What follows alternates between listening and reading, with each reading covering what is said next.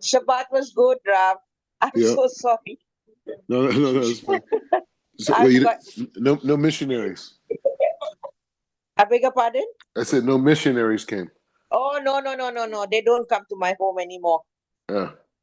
After we, we, Zechariah, what was it? Zechariah 24:2, or was Mm, it 18:6?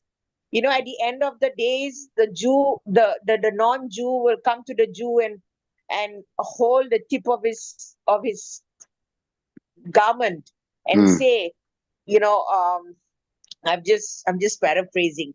Um, we want to come with you because you know God. So I Yeah. told them that.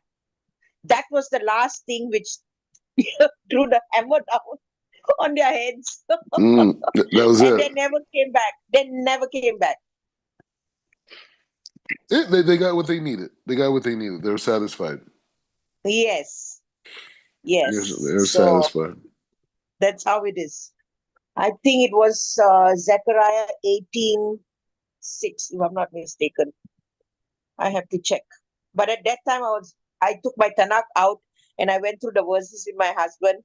And Mm. of course, they say, oh, the where JC died, his blood seeped through, and now they have underground Jerusalem. There's what he said that there's some tomb or something like that, and the correction of yeah, to the cracks of the ground, the blood has seeped down, and there's uh, angels which are um, securing that area down below Golgotha or something like that. And I was like, yeah, right. Thank you very much. Wow. What about all the sacrificial blood? Anyways, what All the says? sacrificial blood in the temple time. So where did it sip? Oh my goodness. Yeah, yeah. That was all. Unbelievable. It had to go to the ground only at the end of the day. Exactly. Yeah. So, oh, the Christians are mad. They're totally, it's just replacement theology for them. That's it. Exactly. Exactly. Okay, so Anyway, shalom, everyone. shalom, shalom. Shalom, shalom. So like this is like a momentous occasion where a bunch of things are happening at once, right? So first of all, Kodesh Tov, right?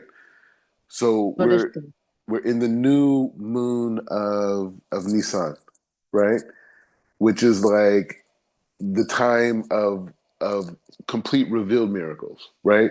As where Adar was about concealed miracles, right? So there's a lot of great things that happen for us in Adar that we don't even know about. You know what I mean? It's like those type of miracles, right? And it's just all these things that are working for us and keeping all these things going. And then now we're going into Nisan, and we're going into this full revelation of miracles. So that, like, what is this concept of miracle, right?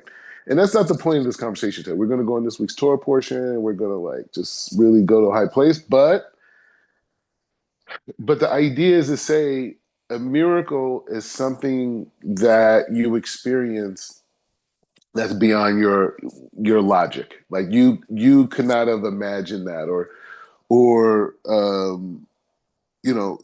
couldn't imagine that, or um, it's just something that happens that you know that God is sending you a message through it, you know, and so that's what this whole month is about. Is like really seeing the messages of God, right, and really connecting to that idea. So that's happening. One, right. Now, the second thing that's happening today, so first is Rosh Chodesh. Now, the second thing that's happening today is the fact that we know the Talmud tells us in Masechet Rosh Hashanah that there's 4 new years that we have, right? So what are the 4 new years? So one of the New Years is today, is Rosh Chodesh Nisan. So this is one of the 4 New Years, and so this will be on Rosh Chodesh, specifically during the times of the temple. They would basically count a king's reign. right? So for example, like say if a person became a king, like say Adar, right? Say they became a king last month and then they finished this month and now they're in Nisan. That would have counted as a full year for his reign. So every year they take an accounting of like the kings and contracts and agreements and all these very like things based around society, right? In governance, right? In order and these types of things, right? So it's a time where order and structure and these types of things are being created, right? The second new year is the is in Elul, right? The second New Year is Elul, right? And the first of Elul, and this idea of the New Year is this is the time where they would set aside and do the tithing for the animals, right? But obviously things have very deep Kabbalistic meanings, right? And they mean a lot. Like you take one out of the 10 and you give it to okay, you dedicate it to temple, whatever. Okay, so you have that, and then the other New Year's is obviously Rosh Hashanah, as everyone knows, and then we have, actually, I think, and Elul, I think it's the 15th of Elul, by the way. It's the first or the 15th of Elul. It's either the first or 15th, but it's a debate. Some people say the first, some people say the 15th, whatever. But the point is just saying month of Elul, right? And then so you have the next month, which is Tishri, which is the new year for human beings, right? That's the time of judgment, blowing the shofar. And then we have the New Year of the Trees, which is Tu B'Shvat, right? In a month of Shvat. And some people say Tu B'Shvat is on the 1st. Some people say it's on the 15th, right? It's that type of thing too. So those are the 4 new years. So we're in a new time cycle, right? Now, another aspect, when we say this is a new year, and this is where more Kabbalistically, is saying like at this time of the year is when it's a whole new cycle of Kedusha, right? We have this whole, every day in this month is humongous, especially the first 12 days, by the way, right? A lot of people have a tradition to read the beginning of creation, right? The beginning of creation, a lot of people. So the first 12 days, a lot of people, it's a whole thing Kabbalistically. But the point is, this is a new cycle of light, right? Because we got this whole month, we have Pesach, we have this month, which is a whole new light. Obviously, we're in a new year. Then we have Pesach coming up. Then we have the Omer, counting of the Omer. Then we have the 6th of Sivan. We have Shavuot. Then and we have all the fast days. All these things are going, but it's a whole new cycle of light. And this new cycle of light that we're receiving is directly connected to the soul, right? And so all these lights are connected to the soul, right? Because the sages teach, right? The soul is the way the soul is designed is that the soul itself is like has 613 components, right? And those 613 components of how the soul expresses itself fits perfectly with the limbs and the organs of the body, right? So the soul and the body. So when God first created the body, and then he blew a living soul inside of that body, right? So that living soul inside of the body is Adam, right? That's Adam, right? That living, that light force, that's Adam, not the body, right? The body's just kind of like a garment, right? And so this light force called Adam has to receive from the Creator, receive this light, and through this light that the soul receives, this light force, it literally gives to all the different limbs of the body spiritual lights. And this is our health, right? When we have challenges with our health, we have to look at that different part of the body and we have to say, what could I do to bring more spiritual light to that part of the body? What part of that body, what does that part of the body represent spiritually, right? Because these are very Kabbalistic ideas. But the point is to say that this new cycle of light that we're going to experience for the next 12 months, right? Which are connected to the 12 different life cycles, right? That we go into, it's like that idea, right? That idea, right, is what this part of this new year is. And we have to be aware that there's a whole new cycle. Even today, it's a whole new thing, right? So, so the idea going forward, right, is that, right? This like, wow, I'm here. Rosh Chodesh, New Year, right? So let's go further because there's a whole big day. We got to know what's going on today. All right. So also, right? So also on this concept, we're starting a new book, right? We're starting an entirely new chapter, right? And so maybe we need to like really think about like what does this book, what is Vayikra, right? What's going on, right? What's happening, right? Like this is the beginning of a whole new cycle. But what is the significance, right?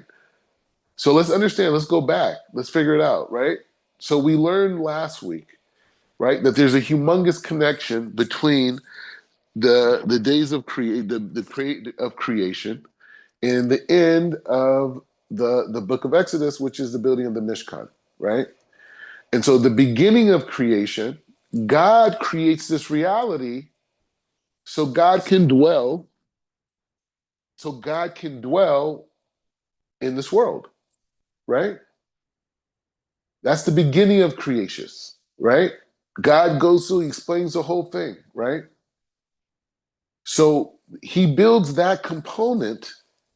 And then by the end of the book that we call Exodus or the book of Shemos, man creates a reality where God can dwell even with him, or with them in this case, being the Israelites, right? So, so that idea is where we're at right now, right? We're in the context of now that all this spiritual work through Bereshit, through all the greatness of Abraham and Yitzhak and Jacob and Yosef, this whole thing, right? And then we go into this process of Exodus and everyone's gone, all the heads of the tribe, everything. We go in this whole process for, hundreds of years, right? 210 years, right? And we go in this whole process of indentured servitude, right? And we come out of it. There's just plagues, the whole thing, the Yam Suf, this, blah, blah, the wild Mount Sinai, the whole thing, right? And so now, we're at this place where we went through all these experiences as people, and we got to the point after all these things, after all these mistakes, we were able to create something, to create something that brought God's presence to even a level where it was amongst us as people. And if we understand that that's where we're at in the Torah, now this book of Vayikra makes sense. Because the book of Vayikra is all about going to this process of purity. Now that God is with us, now that we figured out the technology, now we married it to harness the essence or the presence of God amongst us. Now we have to live, we gotta eat, we gotta function of purity at a whole nother level. Right? And so that's where we're at right now. We're entering this thing, but the thing is like this. This is the process of Nisan. This is the Seder. What is the Seder? 15 days from now. What's the Seder? 15 days. You know how close that is? Like what could be accomplished on Pesach? What could be accomplished for these next 15 days spiritually? Just by reading Tehillim, trying to do some extra mitzvahs, trying to do some acts of sharing, these different things, giving someone a pep talk, any positivity. It's such a powerful time right now. Right? In 15 days, and you're creating the vessel right now. Really through Purim, right? Really through Purim, right? Which we were on top of. But the point is just saying, by now, we've also built this tremendous vessel, right? And so now, what is this light that we're going into? We're going into the light of order. What is the order? The order now that I figured it out. Now that I read the book of Esther and I know that Hashem is here even when it doesn't seem like he's here. Hashem is behind the scenes. He's doing everything, no matter what. And even all the biggest challenges that come in front of me, God will redeem me in the same way he redeemed my ancestors. I'm destined for greatness. This is what we come out of Purim. We're destined for greatness. It's true. So now now that we're in that consciousness, how do we protect it, right? And so that's what we're going to go into in this week's Parsha, in the beginning of this book of Exodus. But we have to also take on this accountability, right? That we know that Hashem's presence is here no matter what. We learned that during Purim. We learned it. We learned all the stories, the Megillah, the whole thing. And we experienced that light in Purim, right? We tasted the aspect of the next world. We elevated. I remember I was at Purim, and I went by this Chabad shul, and I was like there, it's a shul I go to. It's over here in Jerusalem. And so I went in there, they had a whole thing, they had a whole band there playing, right? I was sitting there with people, friends, everybody. And, we're eating this, and I was just listening to this music, and I was like thinking about like the essence of this music is the most powerful music I'm going to hear for the entire year. It's the most powerful movie. It's being made and created and expressed in the Avod of Purim. Like, it's unbelievable, right? Okay, so, all right, so let's keep going with this energy. And let's get in Vayikra. Okay, and so we're still in this process of leadership, right? And all the people, all my, students, friends, everyone that I'm learning with, right? It's all about leadership. We're building the vessel of leadership, right? Because leadership forces us to see like things like the purity and how pure we live our life is we can't compromise it because people are counting on us. The universe is counting on us. Everyone, Hashem wants us to do the unbelievable, All right. All right, so let's go into it. All righty. All right. Okay, so we're with Lord Rabbi Jonathan Sacks, Chief Rabbi, Lord Jonathan Sacks. I was speaking at a Shabbat, not this Shabbat, but the Shabbat before, and I was quoting Rabbi Sacks, and there was a British girl in the crowd. She said it's Chief Lord Rabbi Jonathan Sacks. She corrected me. I was like, yeah, you're right. Anyways, also turned out she was a police officer, so I'm glad I agreed with her. All right, so we're in this Vayikra, and he's titling it, and so we've been learning this process. And if you go on my YouTube, you can see all the other. We're starting from Bereshit. I can't remember exactly where we're at, but I think we're almost finishing the book of Genesis, and it's all leadership. But by us, we're learning it, at least the last couple of weeks. So Rabbi Jonathan Sacks is one of the great orators, great writers, great teachers. Like if you read his stuff, he even sounds like a Kabbalist to me a lot of times.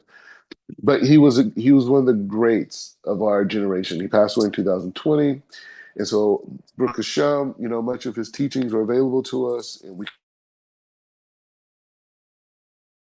You have people from America, we have people from India, people from Indonesia, people in Israel, all joining us, and we're learning his Torah. What an amazing thing, right? Okay, so Vayikra, and he titles it "The Sin of a Leader." Okay, let's go. So he says, as we have seen many times in this book, leaders make mistakes. That's guaranteed, right? That's inevitable. He said, so strikingly, Parsha Vayikra implies. Well, the real issue is how to respond to those mistakes.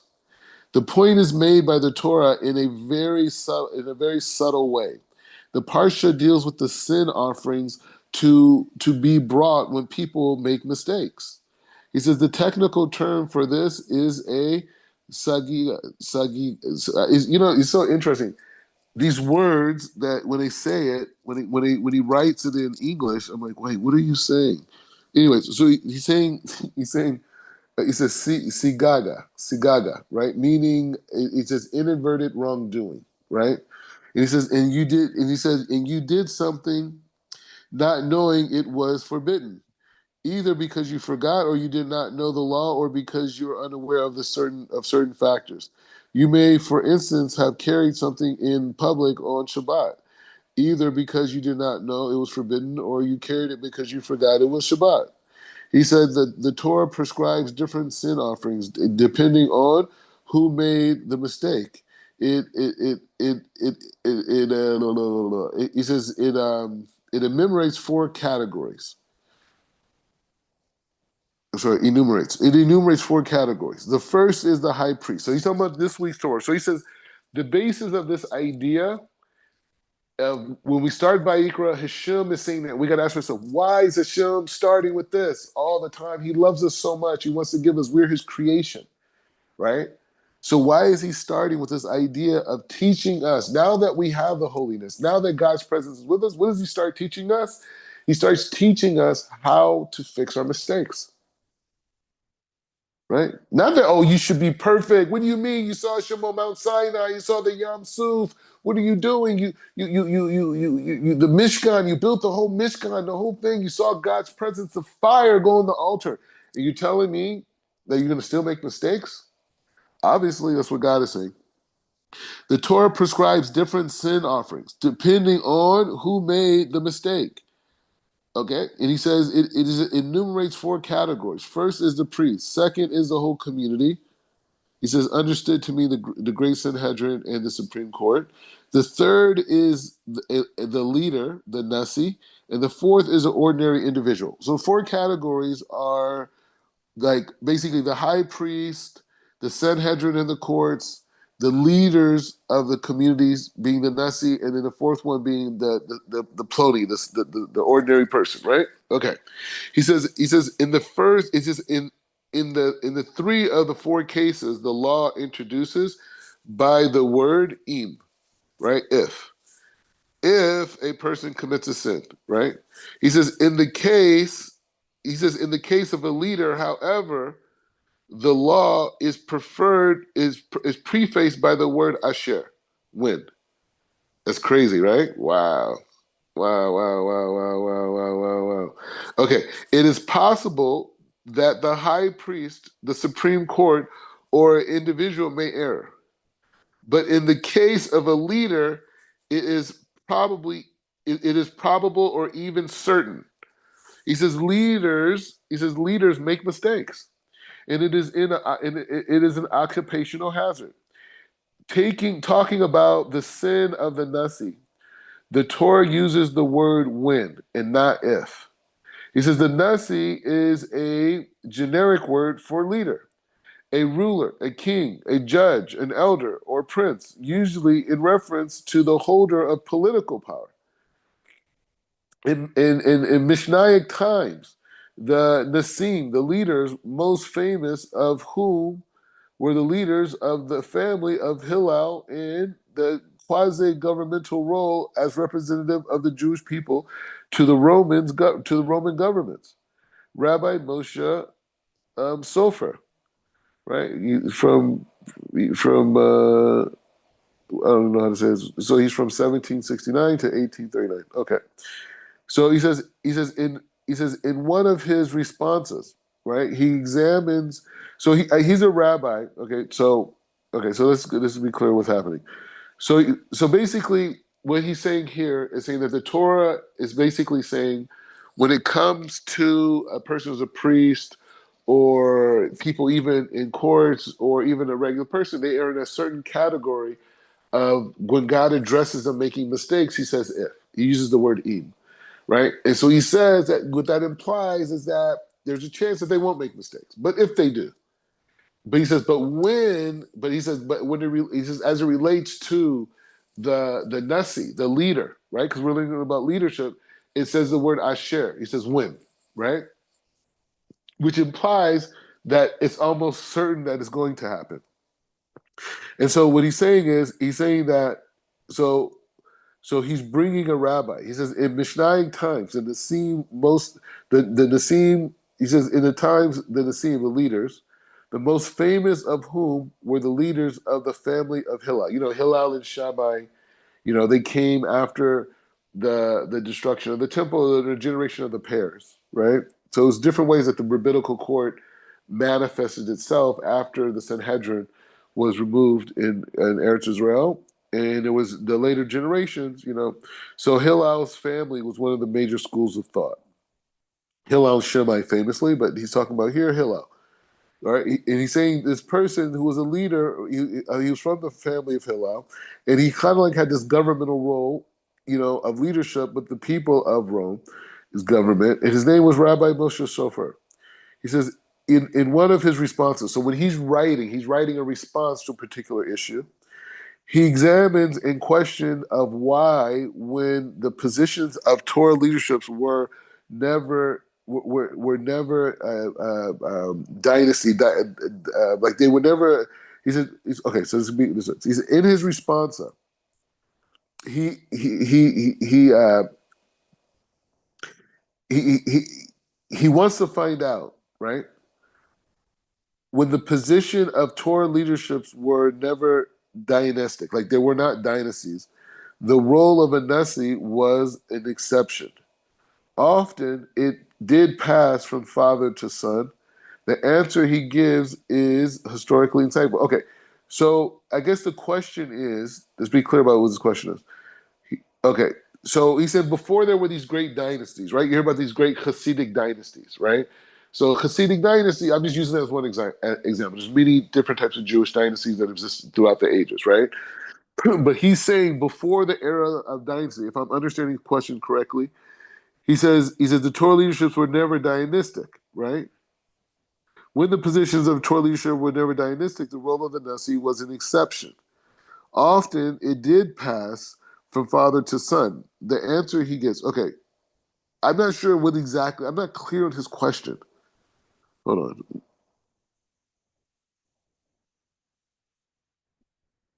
Okay, so, no. So he's making a point. Okay, so all right, so maybe we'll get it now. He says, often it did pass from father to son, but he said the answer he gives, he says, and it is historically insightful. It is that the decline of monarchy in the Second Temple period and thereafter, the Nasi took on many roles of a king. His role internally and externally was of a political and diplomatic as religious. He says in general is what he says that in general is what is meant by the word Nasi. Where I'm at right now, he's giving an explanation of Nessie, right? I'm not exactly clear with the statement. I mean, all right. Anyways, he says like this: why does the Torah consider this type of leadership particularly prone to error?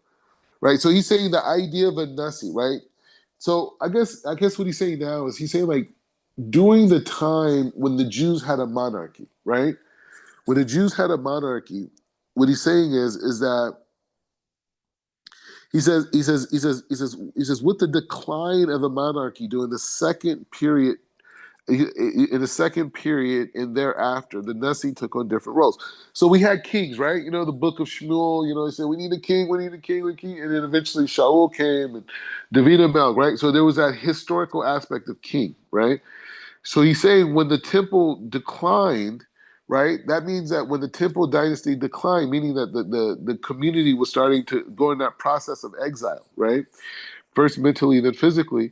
He says it started to go. So he said the Nasi, he said a person who was a Nasi took on many different roles, right? Because I'm assuming because you had the Sanhedrin, you had all these things, but when things started to decline, the leader kind of like had to play all these roles, right? And so he's asking the question. He said, so why is this type of leadership prone to error?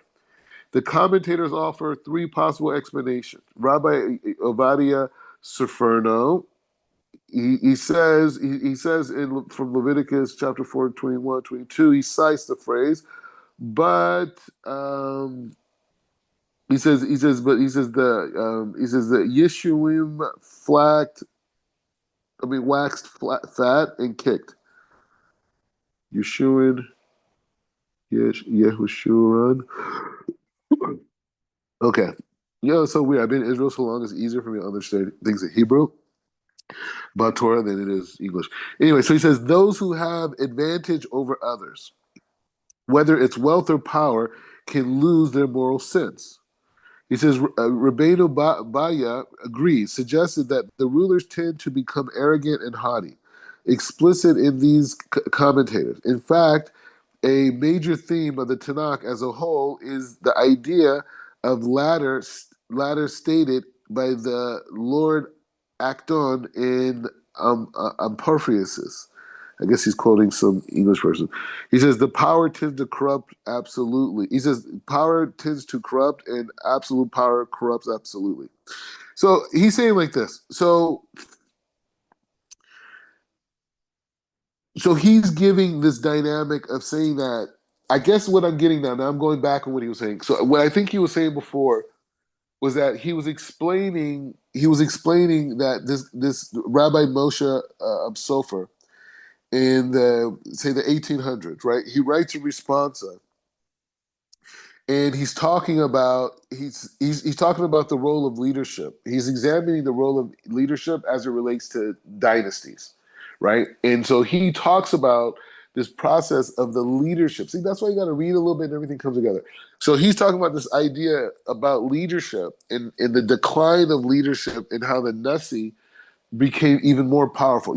They criticize America, right? This is one of the criticisms they have for the federal government is that every American president takes more executive power, right? And there's certain ways that laws and things where he can amass more and more power, and that was one of the big challenges. Like if you guys ever get a chance, it's a really interesting thing to read about the history of George Washington, right? Because George Washington is a very unique thing because what makes America a strong country is not as presidents, right? And I remember there was ex Secretary of State Condoleezza Rice. She was doing an interview, and they asked her about Donald Trump in 2016, and she said, the thing about America, she used example of Iraq. She says, people think democracy is people lining up and voting, right? And she said, that's not really democracy. She said, that's the lowest level of democracy. The highest level of democracy, and I'm not trying to praise America right now, okay? But I'm just talking about leadership, right? That the highest level of democracy is people having an imagination of the institutions that they want to govern their society, giving them the highest quality of life. And the elected official or the political party is just there to manifest the people's imagination, right? And so she said about Donald Trump, she said, it doesn't matter if it's Donald Trump or this guy. She said the institutions of America are so strong that they will survive any presidency, a 4-year term, right? And so you think about what are those institutions? And those institutions were created by George Washington, right?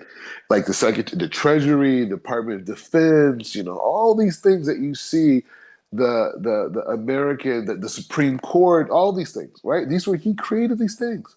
And so as he's building this infrastructure in the early years of America, when it was like 13 colonies, he had to play a fine line of not being a totalitarian or to take too much power or to give the people the impression that he had so much power because the people that he was dealing with fled and left King George, who was a total totalitarian that made those people leave. Anyways, where are we going with this? Mordecai, where's the Torah? So it's like this. So the point is saying that, hold on one second. That's what I was going to. Okay. So anyway, so the point is to say, hold on, let's get back to it. The point is what we're saying at this point is that this idea of leadership, right? And so what the author is bringing out now is that he's basically taking us to this process of how the role of leadership has changed over time, right? And as time went on, that the person who was the Nasi, right? The person who was the Nasi, eventually, the guy who's a leader who may have just been in charge of spiritual matters or maybe political matters or infrastructure issues. Now he's dealing with everything, right? And so him saying this is that what Rabbi Sachs is bringing out, Chief Rabbi Jonathan Sachs is bringing out, is that he's bringing out this idea of saying that the reason why when the Torah starts this whole conversation of Vayikra, right? The whole conversation of Vayikra starts with what? It starts with the idea of bringing offerings for mistakes. And Chief Rabbi Lord Jonathan Sachs, his point that he's bringing out is that he says it is 4 categories. You have the priest, you have the Sanhedrin, you have the Nasi, and then you have the ordinary person. And so he says when it comes to the the priest, the court, and the ordinary person, when it talks about the offering, it uses the word im, which is if. But when it comes to the leader, the Nasi, it has the word asher, win, right?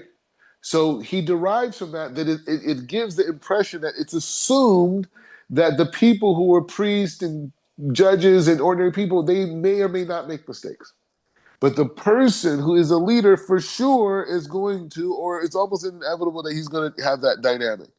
So him taking us through this process, what he goes to show us is that he shows us that this idea of how the role of the Nasi grew over time, and they assume more and more power, right? Which strengthens this idea, which is genius, because this Torah verse that we're reading was revealed before there was, this whole thing of the base of Mikdash and all this, right? So anyway, so the point is saying that, so we learned that this idea of power and corruption is a big thing that people have to overcome. Rabbi Eli Manuk, all right, Manuk cites the Zohar offering a second explanation. So we're going to levels now. You see, Rabbi, I told you, he's like a Kabbalist. He just doesn't, he's a Kabbalist. All right. So he says, citing the Zohar offers a second explanation. The high priest and the Sanhedrin are in constant contact with the holy. They live in the world of ideas. The king or the political ruler, by contrast, is involved in secular affairs, war, peace, administration, and of government, and internal affairs. And he is more and more likely to sin in his day-to-day concerns, which were not religious but pragmative. And he says, Rabbi Meir Simcha. Ooh, I went to Yeshiva Or Samak. This is named after him. Rabbi Meir Simcha HaKohen of Davinsk points out that a king is especially vulnerable to being led astray by popular sentiment. Neither a priest or a judge in the Sanhedrin is answerable to the people. The king, however, relies on popular support. Without that, he could be deposed. But this was Latin with risk. Doing what the people want is not always doing what God wants. Rabbi Meir Simcha argues that led to David. He says, okay, so what? Okay, let's be clear on what's being said. Okay, neither priest or judge. Okay, so the priest or judge or the ordinary people, right? They're not accountable to the people. They didn't get like per se voted in that way, right? But the king is like that, right? And so because of that, and the fact that they're dealing with so many secular issues, that they're prone to make mistakes, and the challenge that they have is to not do things for to be liked, for the sake of popularity. He said that's a huge temptation with leadership. Okay, so he says, all right, he says, and the king, however, relied on popular support without, okay, so he says, so Rabbi Simcha, he brings this idea, he points out the king is especially vulnerable and how the other people aren't really accountable, just the leader.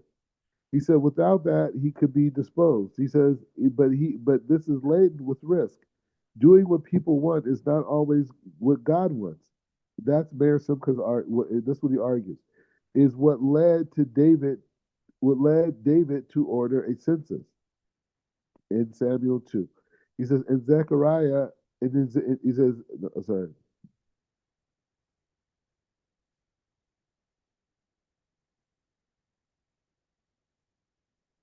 He says to ignore the advice of Jeremiah and rebel against the king of Babylon. And thus for the whole series of reasons, a political leader is more exposed to temptation and error than a priest or a judge. He says there are further reasons. He says one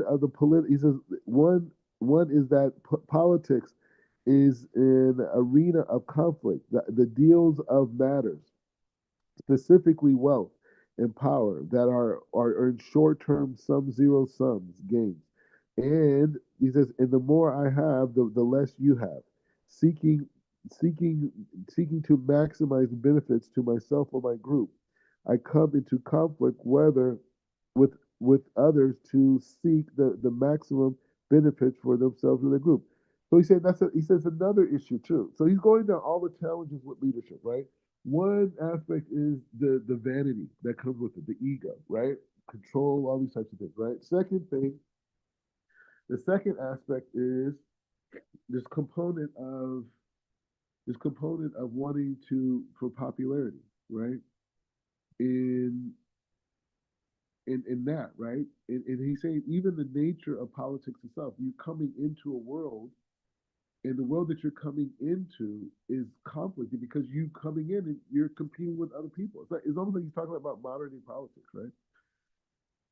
Okay, so that's what you come in. He says the politics of a free society is always conflict ridden. He says the only society without conflicts are tyrannical or totalitarian.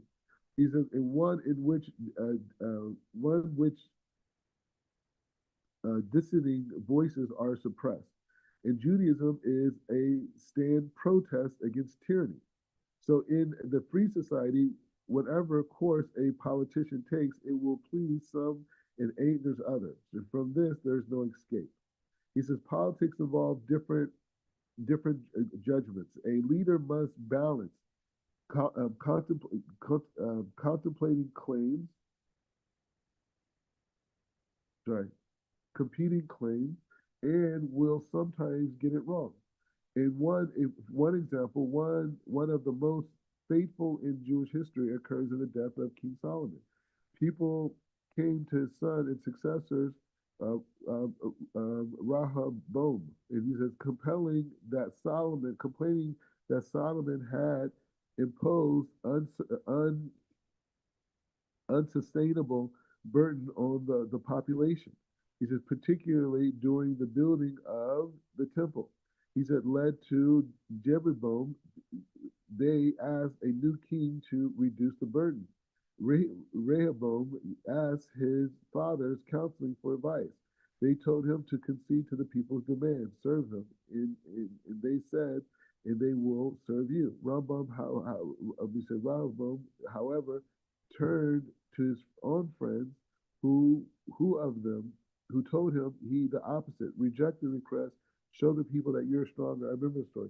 Show them people you're a stronger leader and cannot be intimidated, right? This is the beginning of the disaster. Listen to your parents. He says it is disastrous advice, and the result was tragic. He said the king split in two. He said the king split in two. The 10 tribes of the northern followed Jeroboam. Whoa, this is you. This is the breaking of the tribes. And he says, leaving only the southern tribes, generically known as Judah, loyal to the king. For Israel is a people in its own land. It was the beginning of the end, and always a small people surrounded by large, powerful empires. It needed unity, moral. He says high morality, and a strong sense of destiny to survive. Divided, it was only a matter of time before the nations, Israel in the north, Judah in the south, fell to other powers. The reason leadership, as opposite to judges and priests, cannot avoid making mistakes is that there is no textbook that is infallible teaches that infallibility teaches how to lead. He says priests and judges follow laws. For leadership, there is no law because every situation is unique. As Isaiah Berlin put in his essay, Political Judgment, in the realm of political action, there is few laws, and what is needed instead is skill in reading a situation. Successful statesmen do not think in general terms. Instead, they grasp the unique combination of characteristics that constitute his particular situation.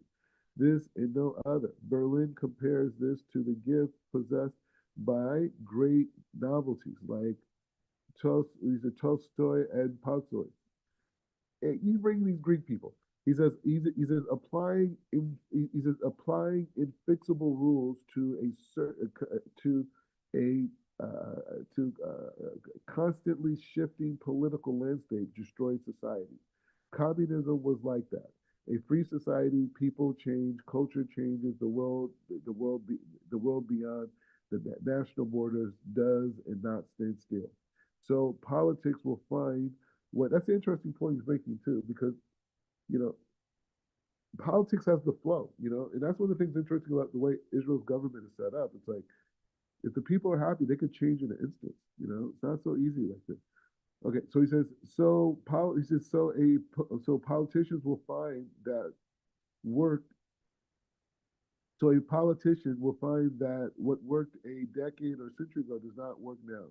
And he says, in politics, it is easy to get it wrong and hard to get it right. He says, there is one, we're almost done. Hang in there. Hang in there. So he says, there is one more reason why leadership is challenging. Is alluded to by the Mishnaic sage, Rabbi Nechemiah. He says, commenting on the verse, my son, if you put up security for your neighbor, if you have struck your hand and pledged for another. He says, this is in Proverbs, right? He says, so as long as a man associates concerning with piety, I think this is Proverbs. Right? So he says, as long as a man is associated with the concerns only with personal piety, he needs not to be concerned with the community and is not punished on account of it. Once a man has placed his head he placed at the head, once a man is placed at the head and has donned the cloak of office, he may not say, I have not looked after my welfare, and I am not concerned with the community. Instead, the whole burden of communal affairs rests on him. This is the burden of leadership. So he says, and he will see a man doing violence to his fellow or committing a transgression and does not seek to prevent him. He is punished on the account of him. And the Holy Spirit cries out, my son, if you put up the security for your neighbor, meaning you are responsible for him, you have entered the gladiator arena, and he who enters arena is neither conquered nor conquers.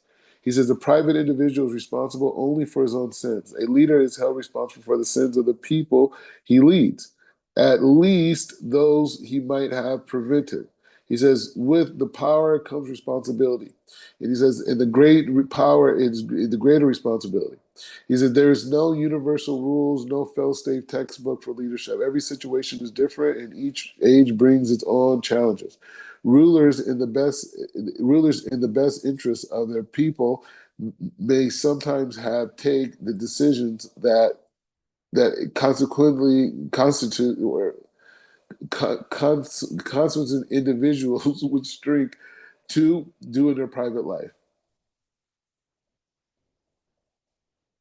He says they may have to decide to wage war, knowing that some will die.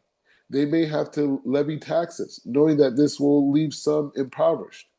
Only after the event will a leader know whether the decision was justified. And it may depend on factors beyond his or her control. The Jewish approach to leadership is the in idealism, realism in its acknowledgement that the leaders inevitably make mistakes, idealism in its constant subordination of politics to ethics, power, to responsibility, to pragmatism, to the demands of the consensus. And he says, and what matters is not the leader never gets it wrong. It is inevitable that the nature of leadership, but what they were always exposed to the prophetic critique and constantly studying the Torah to remain themselves of transcendent standards and ultimate aims. He says the most important thing from the Torah perspective is that a leader is sufficiently honest to admit his or her mistakes. Hence the significance of the sin offering. He says Rabbi Yonatan ben Zakkai summed it up with a brilliant double-entered on the word asher. When a leader sins, he relates it to the word asher, happy. He says ashrei. Ashrei, happy. And he says, happy is the generation whose leaders are willing to bring the sin offering to the make mistakes. And he says, leadership demands two kinds of courage: the strength to take a risk, and the humility to admit when a risk failed. Shalom, shalom. Thoughts, reflections. My leaders, any ideas, any thoughts on this? I, I, it,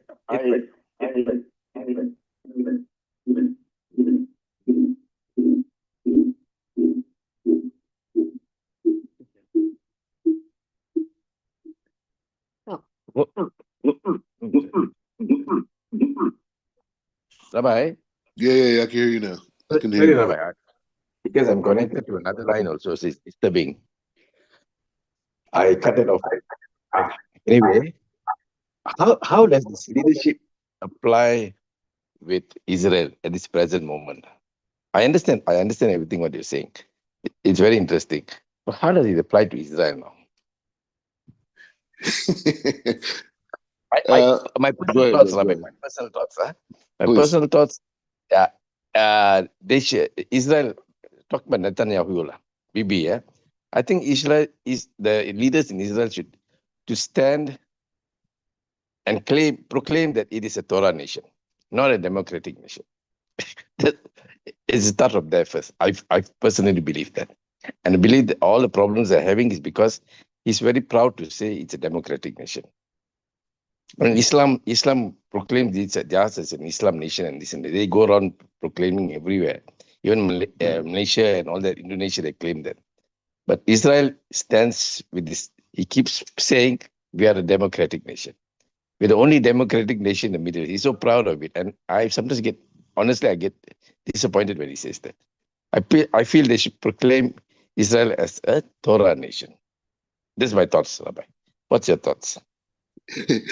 Yeah, hey, that's the goal, right? Is that, but we need Mashiach for that, right? We need Mashiach. We need that divinely anointed king, and I think when Netanyahu says what he's saying, first of all, I think Netanyahu personally is one of the great politicians of all time. I mean, like the stuff that he deals with here in Israel is like it's like three Supreme Courts, three Congresses, three Senates. You know what I mean? Like the intensity as a politician in this Mm. area, and so much, and everyone's so connected.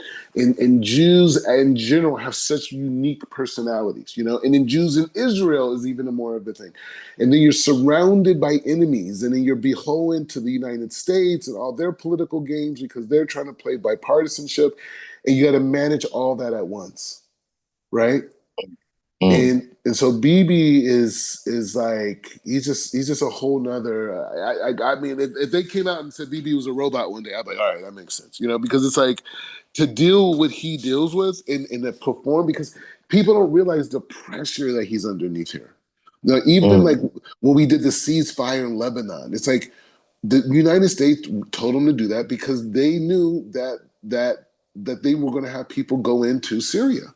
But the Israeli public doesn't know that. They look at it like, no, we're wimping out, and October 7th is going to just happen again, right? Because that's what Hamas said. Hamas told us that. They said, hey, well, no, we're doing it again, Mm. and we're going to keep doing it again. Like that's where they're holding at, right?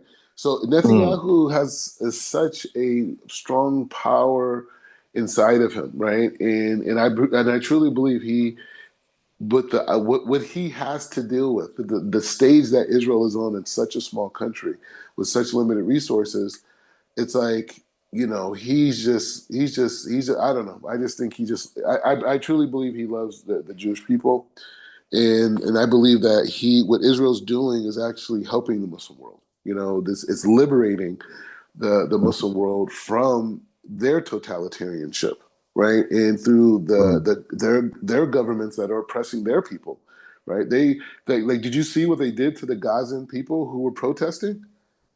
Right? Mm. They Yeah. they beat them to a pulp, right? Because Mm. that's what the Palestinian people are living underneath, and we don't see it. We don't realize that the PLO and Hamas and all these organizations, they're suppressive networks, They're only there to suppress the Palestinians, to use them because the Arab world wants to use Palestinians and the death of Palestinians as a mechanism to fight the West, right? So they want to fight the West, not through power and might, but through morality. So they want to show how immoral American is, how immoral Israel, and then that from there, they can sway opinion, right? So they use a sacrificing. The Western mind, and I don't want to make such a thing about this, but the Western mind cannot understand that these people that live these leadership, that these people are in Gaza, in the West Bank, in Syria, in Iran, in Iraq, and all these different places, Yemen, right? They don't realize that these people have such a level of evil, right? That they will sacrifice a population of people in Gaza for their political objective. We don't understand that. We think the Israelis are going in there. No, and in terms of apartheid state, now, and I'll finish with this point. In terms of apartheid state, one of the biggest lies about the apartheid state, then they say, oh, well, you know what? There's checkpoints. There's a control of movement by the IDF. But they don't realize before 1948, for decades, the Jews that were here and the Arabs that were here were already fighting and killing each other. There was already massacres before 1948, right? A lot of it the British provoked and different things, but they were already fighting. So when Israel established itself, it's dealing with that population from a military perspective. We're talking about a militarized society. We're not talking about black people in the South or South Africans, No, we're talking about literally these people are that. And not only that, when black people, African Americans came as slaves in America, they called them Negro, right? And it was a way to take away their ethnic history, right? They gave them a new name. Yep. That's what Palestine was. The Romans call it Philistine to remove Judea. The Bible, what the Bible calls it in the Tanakh, they wanted to change that, and then they called it Philistine. So if you go and look back, you will see. Actually, we saw a video on this. You'll see in Encyclopedia Britannica. You'll see pictures of the Philistines, and they had a Star of David there. Golden Meir referred to himself as a Palestinian because that's what they called him. That was like calling someone a Negro. That's what they called them, Palestinians. They did not want to accept them as Jews.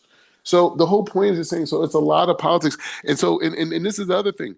In 1960s, they invented the Palestinian people. There was no people before that. The Russians and the Arabs came together to create a people to resist Israel in the West.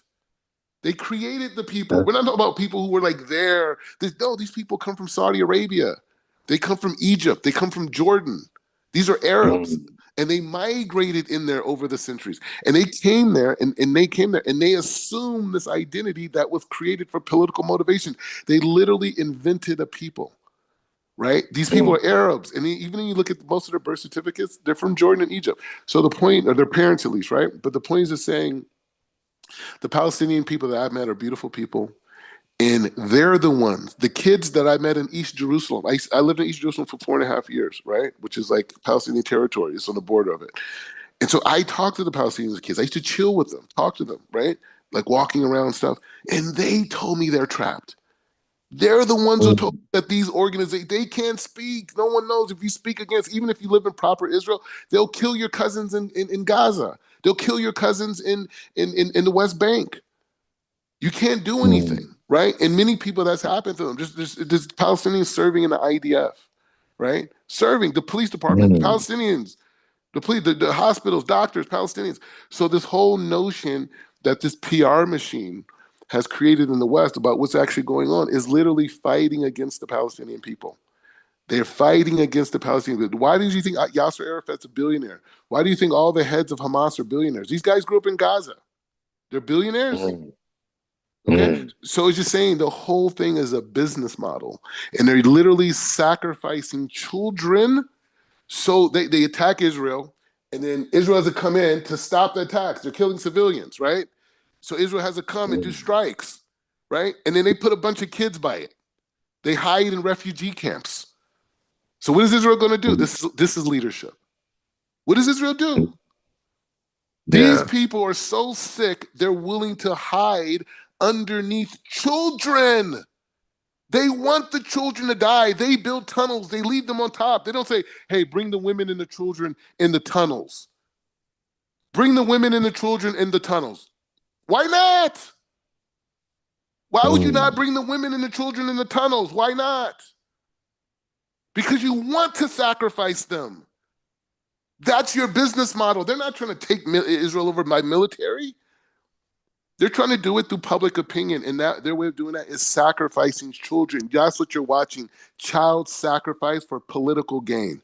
And we're the bad guys. What do? Netanyahu, there's 59 hostages inside of Gaza right now? Allegedly. That are alive, I guess. So what does he do? Bro, you know the last airstrikes they started in Gaza? You know what? You know why they said, oh, Israel broke the ceasefire. You know why they did it? Because they're about to attack again. They were about to attack again. They don't care. They don't care. Anyways. But they'll be going in and wipe them out. It has to be a wipeout. It has to be a wipeout. You have no choice. You have no choice. Yeah, no choice.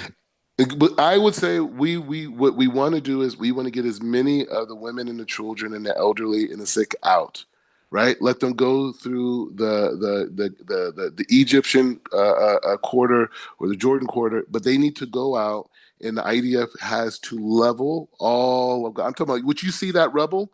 That rubble needs to be turned into dust, because that's the only way you're gonna get them out. They're in the tunnels. I agree. Can't do anything about it. All right. So any other last points, any last statements on that?